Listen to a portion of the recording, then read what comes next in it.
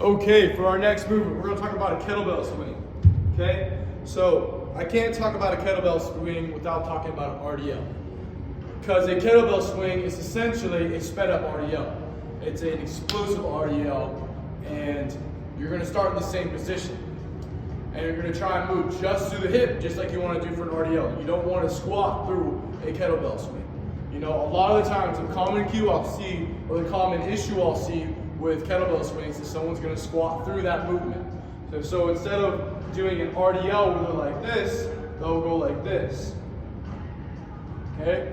So what we're gonna coach for them is to push their hips back. Hips back.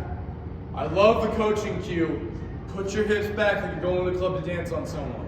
One, it's kind of funny. Two, it's truly what I want them doing, you know? If you're going back, this is the position I want them to be in before they come through their swing. So, still gonna grab the ground aggressively with your feet. Keep your shoulder blades engaged, your back's engaged, your core's engaged.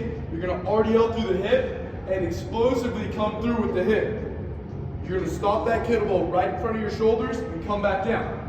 Okay? You don't need to go overhead. Okay? It's just from here, boom, boom, boom. Okay? So I'm gonna do it with the kettlebell. I'll set myself up. I'll come down, boom, boom. Okay? Notice how it's not going too far. I'm actually stopping it from going further.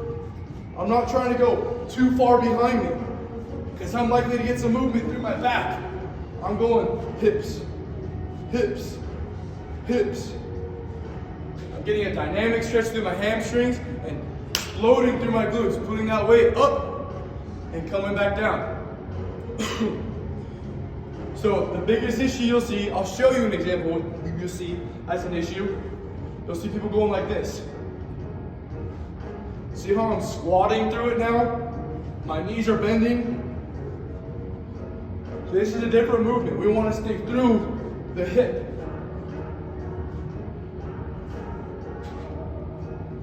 So the biggest thing I'll say when you coach an athlete on how to do this is push your hips back, claw the ground, explode through the hips, and stop shoulder height.